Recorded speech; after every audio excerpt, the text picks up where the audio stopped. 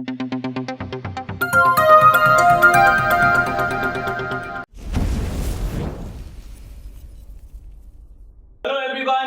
Back to pharmacy India live. आज इस lecture में हम बात करने वाले हैं डी फार्म सेकेंड ईयर में जो हमारा सब्जेक्ट है कम्युनिटी फार्मेसी एंड मैनेजमेंट, उसमें हम चैप्टर नंबर 9 पढ़ रहे थे और आज जो लेक्चर होने वाला है वो है हमारा चैप्टर नंबर 9 से पार्ट 2, जिसमें हम पढ़ेंगे काउंसलिंग फॉर ओटीसी यानी कि ओवर द काउंटर मेडिकेशंस और साथ ही साथ सेल्फ मेडिकेशंस के बारे में। तो चलिए शुरू करते हैं। उससे पहले आप हमारे चैनल फार्मेसी इंडिया लाइव पर नए हैं, हमारे चैनल को सब्सक्राइब कीजिए। साथ ही साथ आप हमसे व्हाट्सएप के थ्रू जुड़ सकते हैं। हमारा व्हाट्सएप नंबर है 9389516306। इसको सेव कीजिए। सेव करने के बाद आप हमें व्हाट्सएप पे कैपिटल लेटर्स में टाइप कर भेज दीजिए डीपी इंडिया। आप तक लेटेस्ट फार्मा अपडेट्स पहुंचते रहेंगे, चाहे वो आपकी एकेडमिक से रिलेटेड है या वो आपकी जॉब से रिलेटेड है। साथ ही साथ आप हमारी एप्लीकेशन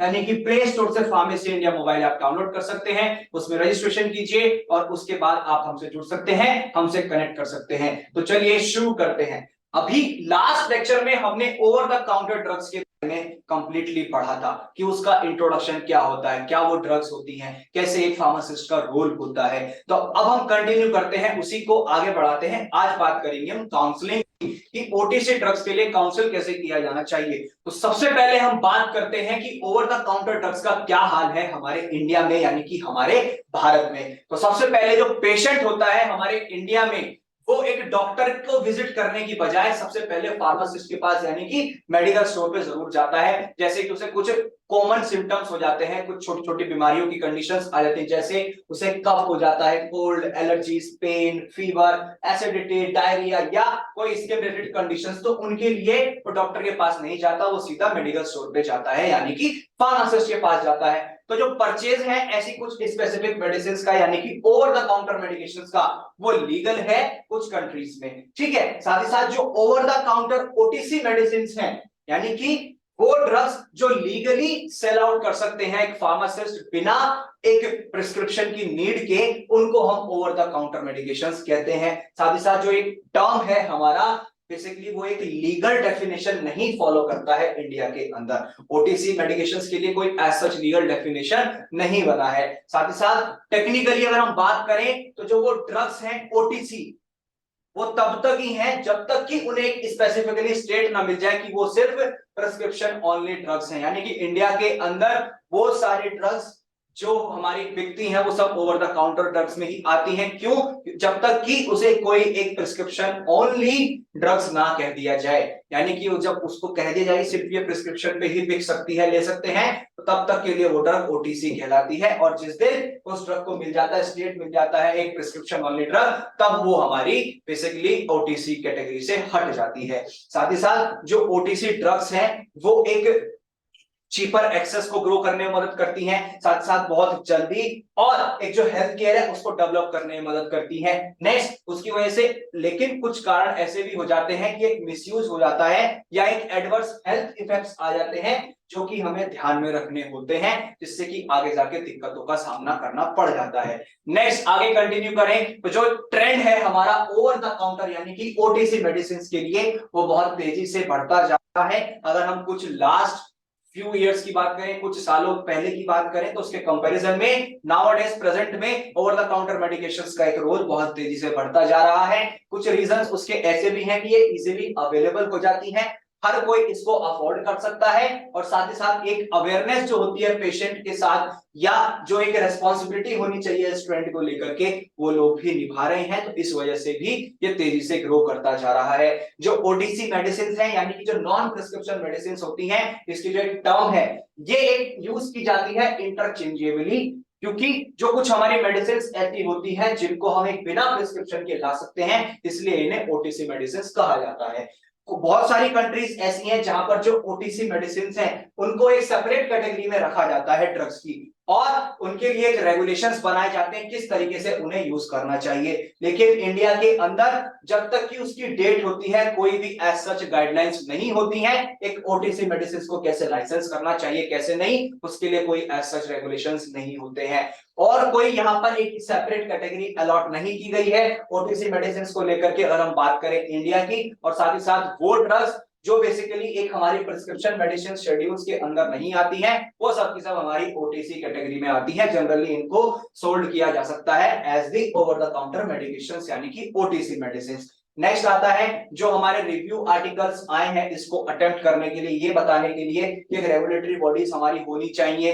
या साथ साथ क्लिनिकल सिनेरियो क्या है ओटीसी मेडिसिन का इंडिया के अंदर, तो उसका अगेंस्ट पूरे ग्लोबली में बहुत प्रैक्टिसेस हुई हैं लेकिन उसका कोई प्रभाव नहीं पड़ा इंडिया में, कोई एज सच रेगुलेटरी बॉडीज नहीं आई। अब आगे बात करते हैं हम काउंसिल फॉर ओटीसी प्रोडक्ट्स की काउंसलिंग कैसे होनी चाहिए ओटीसी प्रोडक्ट्स को यानी कि ओवर द काउंटर मेडिकेशंस के लिए। तो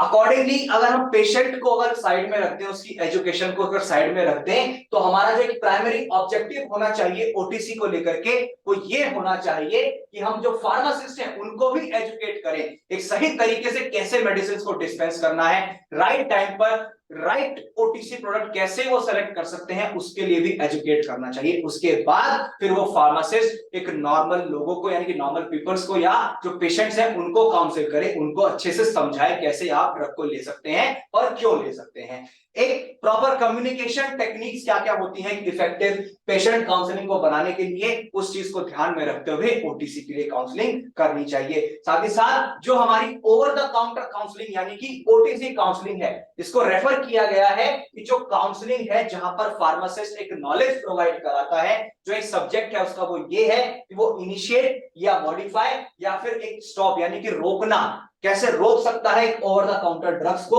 उन प्रोडक्ट्स को, उसके लिए उसका एक मेन उद्देश्य यही होता है कि दवाइयां आगे कंटिन्यू करनी है या नहीं करनी, मॉडिफिकेशंस करने हैं या नहीं करने, और रोकनी है तो क्यों रोकनी है। जो ओटीसी काउंसलिंग यानी कि ओवर द काउंटर काउंसलिंग होती है उसे एक असेसमेंट की रिक्वायरमेंट होती है जहां पर पेशेंट का सेल्फ केयर का ध्यान रखा जाता है और साथ ही साथ उसके ड्रग रिलेटेड नीड्स क्या क्या है, दवाइयों को संबंधित उसकी नीड्स क्या क्या है, रिक्वायरमेंट्स क्या क्या है, वो सब चीजों का ध्यान में रखा जाता है। नेक्स्ट किस टाइप्स की ड्रग्स उस ओटीसी काउंसलिंग में इन्वॉल्व कर सकते हैं, और साथ ही साथ फॉर एग्जांपल जैसे अगर उसे एक सेल्फ डायग्नोज कंडीशंस हैं उसके लिए, जैसे एक हार्ट बर्न होता है, कफ होता है, रैशेस होते हैं, या जो एक हमारी प्रिस्क्रिप्शन ड्रग्स हैं तो वो कौन कौन सी दी जा सकती हैं, प्रोफेशनल डायग्नोसिस की अगर रिक्वायरमेंट है तो वो अगर रिकमेंड करनी है तो वो भी हम कर सकते हैं। तो इन सब चीजों का उस पेशेंट का ध्यान रखना चाहिए जब एक ओटीसी काउंसलिंग चल रही होती है। अब बात करें काउंसलिंग टेक्निक्स की कि काउंसलिंग टेक्निक्स क्या होती है। जो एक फार्मासिस्ट है वो बोथ एंडेड क्वेश्चंस कर सकता है, यानी कि अगर स्टार्ट करना है तो वो वर्ड यूज कर सकता है who, what, how, why, where, यानी कि कौन हो, कहां से हो, क्या करते हो,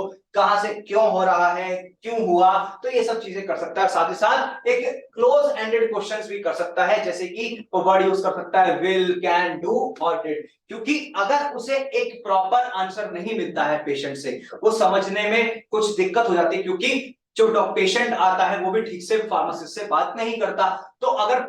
पेशेंट की दिक्कत समझ नहीं आ रही है फार्मासिस्ट को, तो वो ये बोथ एंडेड क्वेश्चंस कर सकता है, या तो स्टार्ट कैसे करना है वो यूज कर सकता है, शॉर्ट टर्म्स यूज कर सकता है, क्लोज कैसे करना है तो उसके लिए शॉर्ट टर्म यूज कर सकता है, लेकिन ये तब करता है जब उसे ठीक से समझ नहीं आता है कि पेशेंट कहना क्या चाह रहा है। साथ ही साथ जो फार्मासिस्ट है वो क्वेश्चंस भी कर सकते हैं एक उनकी स्टेट को लेकर कि क्या उनको लगा, क्या क्या कॉन्ट्राइंडिकेशंस उनके साथ हुए, क्या क्या प्रिकॉशंस उन्होंने ली, क्या उनकी प्रॉपर हिस्ट्री रही, तो ये सब हमारी काउंसलिंग टेक्निक्स के अंदर आती हैं। अब बात करते हैं सेल्फ मेडिकेशन की। सेल्फ मेडिकेशन क्या कहता है, मींस कि जो एक हमारा इंसानी व्यवहार है यानी कि एक ह्यूमन बिहेवियर है जिसके अंदर हम इंडिविजुअली कुछ ऐसे ड्रग्स को यूज कर लेते हैं, खुद से ही सेल्फ मेडिकेट कर लेते हैं, ये दवा मेरे लिए ठीक है, बुखार हुआ तो दवा ले ली, खांसी जुकाम हुई तो दवा ले ली, लेकिन उसका आगे जाके क्या प्रभाव पड़ सकता है उस चीज को ध्यान में हम नहीं रखते। तो ये हमारा सेल्फ कंडीशन में आ जाता है, जैसे कि हम उसके फिजिकल या साइकोलॉजिकल एलिमेंट्स होते हैं सेल्फ एडमिनिस्ट्रेशन में, मेडिकेशंस के या ट्रीटमेंट में, तो वो हमारा सेल्फ मेडिकेशन में आता है। यानी कि सबसे ज्यादातर ये सेल्फ मेडिकेटेड सब्सटेंसेस जो होते हैं, यानी कि जो ओवर द काउंटर ड्रग्स हैं और जो हमारे डाइटरी सप्लीमेंट्स हैं, ये बहुत ज्यादातर यूज हो रहे हैं, स्पेशली अगर हम इंडिया की बात करें, जो कि एक कॉमन हेल्थ इश्यूज बनते जा रहे हैं हर घर पे ज्यादातर, किसकी वजह से, सिर्फ सेल्फ मेडिकेशंस की वजह से। साथ ही साथ इसके लिए कोई एज सच डॉक्टर्स के प्रिस्क्रिप्शन की जरूरत नहीं पड़ती है, डॉक्टर के पास जाना नहीं पड़ता है, स्पेशली कुछ कंट्रीज में। और अगर बात करें हम इंडिया की, तो ये क्योंकि ये अवेलेबल होती है सुपरमार्केट्स में भी और कन्वीनियंस स्टोर पे भी, ये ओवर द काउंटर ड्रग्स जो है आजकल अवेलेबल होते हैं, जिसके लिए कोई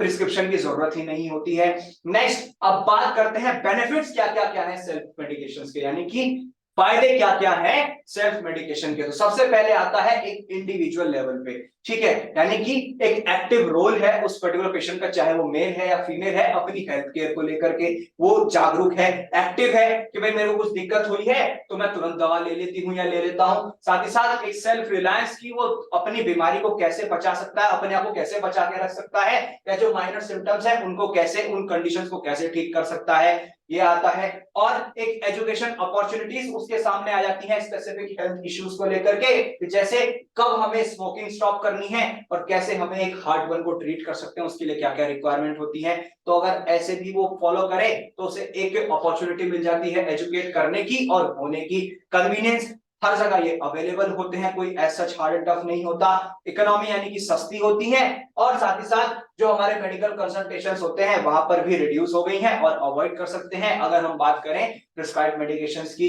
तो इसके ये फायदे होते हैं। नेक्स्ट आता है कम्युनिटी लेवल पे। कम्युनिटी लेवल पे क्या क्या फायदे होते हैं, तो एक अच्छे से हम सेल्फ मेडिकेट कर पाते हैं जिससे कि हमें कुछ बेनिफिट्स मिलते हैं। वो क्या क्या है, जैसे मेडिकल रिसोर्स को हम बचा के रख सकते हैं, एक उनको अगर वेस्ट ना करें, और जो माइनर कंडीशंस होती हैं उसकी वजह से इनको बचा के रखा जा सकता है। साथ ही साथ जो एक कॉस्ट आती है हमारे community funded health care programmes की, उसको भी बचाया जा सकता है, उसको भी कम किया जा सकता है सेल्फ मेडिकेशन से। साथ ही साथ एक जो हमारा एब्सेंसीज होती है, यानी कि ठीक से टाइम से नहीं पहुंच पाते हैं, तो वो भी रिड्यूस हो जाता है एक काम की वजह से, माइनर सिम्टम्स को लेकर के। तो इस चीज पे भी ध्यान चला जाता है सेल्फ मेडिकेशंस की वजह से। और जो एक प्रेशर होता है ना एक मेडिकल सर्विसेज पे, जहां पर हेल्थ केयर पर्सनल जो होते हैं वो इनसफिशिएंट होते हैं, ठीक से नहीं होते हैं, तो वो प्रेशर भी कम हो जाता है गवर्नमेंट के ऊपर भी, या किसी भी एक हॉस्पिटल के ऊपर जिसके पास भी रेस्पॉन्सिबिलिटी होती है। और साथ ही साथ एक जो अवेलेबिलिटी है एक हेल्थ केयर की, लोगों तक ये सब चीजें आराम से पहुंचे, चाहे वो रूरल एरियाज हो या रिमोट एरियाज हो, तो अवेलेबिलिटी भी बढ़ जाती है अगर सेल्फ मेडिकेशंस होते हैं। अब बात करते हैं रिस्क क्या क्या है सेल्फ मेडिकेशंस के,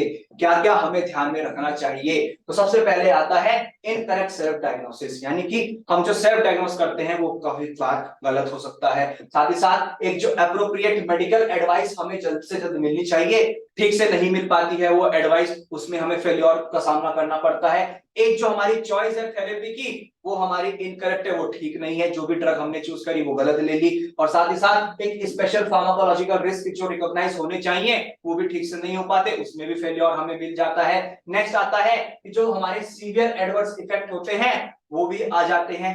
काफी टाइम पे अगर हम ठीक से इनको दवाइयों को नहीं लेते हैं। नेक्स्ट, एक जो हमारा सेल्फ डायग्नोसिस हम करते हैं ना, उससे कुछ कॉन्ट्रा इंडिकेशंस आ जाते हैं, ड्रग इंटरेक्शंस हो जाते हैं, वार्निंग्स या प्रिकॉशंस हमें क्या क्या लेनी चाहिए, उसमें हमें फेल्योर मिलता है, उसी को नहीं हम जांच पाते, उसको नहीं हम पता लगा पाते। साथ ही साथ एक जो हमें रिपोर्ट करनी चाहिए एडवर्स ड्रग रिएक्शन, यानी कि जो हमें दवा को लेने के बाद कुछ दिक्कत हो रही है उसको हम रिपोर्ट नहीं कर पाते हैं ठीक से, उसमें हमें फेल्योर मिलता है। तो ये सब हमारे रिस्क है किसके, सेल्फ मेडिकेशंस के। साथ ही साथ एक सही तरीके से कौन सा रूट होना चाहिए ड्रग को एडमिनिस्टर करने का, आईवी की रिक्वायरमेंट है तो हम आईवी से नहीं, हम उसे जो है ओरली ले रहे हैं, ओरली की रिक्वायरमेंट है तो हम उसे जो है आईवी के रूट से ले रहे हैं, तो ये सब हमारे एक इनकरेक्ट रूट बन जाते हैं जिससे दिक्कत होती है। साथ ही साथ एक एक्सेसिव डोजेज भी बढ़ जाती है, या जो हमें डोज हमारी होनी चाहिए प्रॉपर एक्यूरेट वो ठीक से नहीं हो पाती, या तो कम होती है या फिर ज्यादा होती है। नेक्स्ट, एक प्रोलॉन्ग यूज बहुत लंबे समय तक बन जाता है, हम अडिक्ट हो जाते हैं उन दवाइयों के, बहुत लंबे समय तक हम उनको ले लेते हैं, अननेसेसरी लेते रहते हैं। और एक डिपेंडेंसी या एब्यूसिव हम ड्रग्स का इस्तेमाल कर लेते हैं, हम उनके ऊपर डिपेंड हो जाते हैं, कोई भी कंडीशन आती है तुरंत दवा ले लेते हैं, या हम उनका गलत इस्तेमाल करने लगते हैं क्योंकि हमें ठीक से पता ही नहीं होता कि कब कैसे क्या करना है। अब बात करते हैं role of pharmacist to self medication, यानी कि फार्मासिस्ट का रोल क्या है सेल्फ मेडिकेशन में। सबसे पहला जो फार्मासिस्ट है वो बहुत ही रोल प्ले अपना एक इंपॉर्टेंट रोल प्ले करते हैं, एक अहम किरदार निभाते हैं किसमें, सेल्फ मेडिकेशन में, कि कब उन्हें ठीक तरीके से दवा को चूज करना चाहिए, कौन सी दवा उन्हें लेनी चाहिए, लोगों को एजुकेट करना चाहिए। फार्मासिस्ट पूरी रेस्पॉन्सिबिलिटी लेता है लोगों को एजुकेट करने में, उनको बताने में, समझाने में, कब कौन सी दवा लेनी चाहिए, क्यों लेनी चाहिए, क्यों नहीं लेनी चाहिए। सबसे ज्यादा बनाकर तो वो एक ये चीज फॉलो कराता है कि जो भी हमारे माइनर सिम्टम्स हैं उन्हें आप नॉन फार्माकोलॉजिकल ट्रीटमेंट से कर लो तो काफी अच्छा है। लेकिन जब पेशेंट नहीं मानता है या वो इस स्थिति में नहीं होता कि वो खुद से नॉन फार्माकोलॉजिकल थेरेपी को फॉलो कर ले तो उसे फिर ओटीसी मेडिसिन देनी पड़ती है। नेक्स्ट जो फार्मासिस्ट है वो हमारे एप्रोप्रिएट होने चाहिए कि एक प्रॉपर सपोर्ट हमको मिल जाए, यानी कि आम जन को प्रॉपर सपोर्ट मिले, उन्हें एडवाइस मिले जनरल पब्लिक के कंपैरिजन में, और जो हमारा एक हेल्थ केयर प्रोफेशनल है उनके कंपैरिजन में एक अच्छे से एजुकेशन उनको मिल जाए। जो फार्मासिस्ट का रोल है वो बहुत ही बड़ा है। कैसे? सबसे पहले आता है management of minor illness medicine reclassification, यानी कि जो एक हमारे माइनर एलिमेंट्स होते हैं, छोटी छोटी बीमारियां जो हमें हो जाती हैं, खांसी जुकाम बुखार, तो इन सब के मैनेजमेंट में हेल्प करता है। साथ ही साथ नेक्स्ट आता है prevention of potential risk associated with self medication, यानी कि जो एक सेल्फ मेडिकेशन को लेकर के एक रिस्क होते हैं उससे संबंधित जो हमें खतरा हो सकता है उसके बारे में भी बताता है, उससे भी बचाता है। जो फार्मासिस्ट है एक वैल्यूएबल रोल प्ले करता है आइडेंटिफाई करने में या दिक्कतों को सॉल्व करने में, या जो हमें डिजीज हो जाती है उससे कैसे बचाया जा सकता है तो उसमें मदद करता है। यानी कि जो भी खतरा हमें एक सेल्फ मेडिकेशन से हो सकता है उसके बारे में हमें बताता है, हमें सचेत करता है। नेक्स्ट आता है कम्युनिकेटर। कम्युनिकेटर मींस कि एक वो कम्युनिकेशन का काम करता है कि दवा को कैसे लेना है, क्यों नहीं लेना है, उसके बारे में अच्छे से समझाता है। पेशेंट और फार्मासिस्ट के बीच का एक रिलेशन भी सुधरता है इस कम्युनिकेशन की हेल्प से कि आपको क्यों दवा लेनी है, क्यों नहीं लेनी है, और अगर आपके बहुत ही माइनर सिम्टम्स हैं तो क्यों दवाई आपको लेनी है, इसके लिए अननेसेसरी दवा हमें नहीं लेनी चाहिए, तो कम्युनिकेशन का भी काम करता है। नेक्स्ट आता है क्वालिटी ड्रग सप्लायर, यानी कि जो एक फार्मासिस्ट है वो एक सप्लायर का भी काम कर सकता है, यानी कि अच्छी क्वालिटी की ड्रग्स लोगों तक पहुंचे, पेशेंट तक पहुंचे, तो उसमें भी सप्लाई का काम करता है। नेक्स्ट ट्रेनर एंड सुपरवाइजर, यानी कि ये जो फार्मासिस्ट होते हैं ये हेल्प कर सकते हैं प्रोटोकॉल्स को फॉलो कराने में फार्मासिस्ट के लिए कि क्या क्या एक हमारे प्रोटोकॉल्स कम्युनिटी हेल्थ वर्कर्स के लिए होने चाहिए, कैसे वो हैंडल कर सकते हैं, कैसे डिस्ट्रीब्यूट कर सकते हैं मेडिसिन को जो भी एक सेल्फ मेडिकेशन को लेकर के होती हैं। ठीक है। नेक्स्ट आता है कोलैबोरेटर, यानी कि जो फार्मासिस्ट है एक अच्छी क्वालिटी का, यानी कि एक अच्छा कोलैबोरेशन हमारा बन पाए, यानी कि रिलेशनशिप बहुत अच्छी बन पाए जो हमारे दूसरे हेल्थ केयर प्रोफेशनल्स होते हैं या जो नेशनल प्रोफेशनल एसोसिएशंस हैं या जो फार्मास्यूटिकल इंडस्ट्रीज होती हैं या जो हमारे गवर्नमेंट यानी कि लोकल या नेशनल जो होते हैं पेशेंट और जनरल पब्लिक हेल्थ को लेकर के, तो उनके साथ भी एक हमारा कोलैबोरेशन अच्छा हो सके, अच्छे स्तर पर हम जो है उनके साथ कोलैबोरेट कर सके, उनके साथ मिलजुल कर काम कर सकें। नेक्स्ट आता है हेल्थ प्रमोटर। फार्मासिस्ट जो है एक हेल्थ प्रमोशन का भी काम करता है, मींस जो एक हेल्थ केयर टीम होती है उसका मेंबर बन सकता है और जो फार्मासिस्ट है वो पार्टिसिपेट करता है हेल्थ स्क्रीनिंग में, ये आइडेंटिफाई करने के लिए कि हेल्थ प्रॉब्लम्स क्या क्या हैं, अगर प्रॉब्लम्स हैं तो उनको कैसे हम सॉर्ट आउट कर सकते हैं एक कम्युनिटी लेवल पे, और जो हमारे हेल्थ प्रमोशन कैंपेन्स होते हैं उनके अंदर पार्टिसिपेट करता है, लोगों को एजुकेट करने में मदद करता है कि कैसे आप खुद का सेल्फ मेडिकेशन भी कर सकते हैं अगर आप पर्याप्त समय में डॉक्टर के पास नहीं पहुंच पाते हैं, और ठीक तरीके से कैसे दवा लेनी चाहिए ये ओटीसी मेडिसिन को उनके बारे में अच्छे से बताते हैं। इस तरीके से फार्मासिस्ट हेल्प करता है सेल्फ मेडिकेशंस में। आगे नेक्स्ट है management and advices for self care, यानी कि मैनेजमेंट या एडवाइसेस क्या क्या है हमारी सेल्फ केयर को लेकर, जैसे पेन है या कफ है या कोल्ड है या डायरिया है या कॉन्स्टिपेशन है और वॉमिटिंग है, ऐसी कंडीशन आ जाती है फीवर की यानी कि बुखार की। नेक्स्ट आता है सॉर थ्रोट या स्किन डिसऑर्डर्स हो जाते हैं या ओरल हेल्थ है जैसे कि हमारा माउथ अल्सर्स होते हैं या डेंटल पेन होता है या गम स्वेलिंग होती है, तो इनको हम कैसे मैनेजमेंट कर सकते हैं, क्या क्या हमारी एडवाइसेस होनी चाहिए, इसको पढ़ेंगे हम नेक्स्ट पार्ट में यानी कि पार्ट 3 में। तो अभी जो हमने आज इस पार्ट में पार्ट 2 में पढ़ा वो था हमारा पूरा सेल्फ मेडिकेशंस के ऊपर, कैसे काउंसलिंग करनी चाहिए ओटीसी प्रोडक्ट्स की उसके बारे में हमने अच्छे से पढ़ा। आई होप आपको इस लेक्चर में सारे टॉपिक्स क्लियर हुए होंगे। इसी तरीके की मोर अपडेट्स के लिए बने रहिए फार्मेसी इंडिया लाइव के साथ।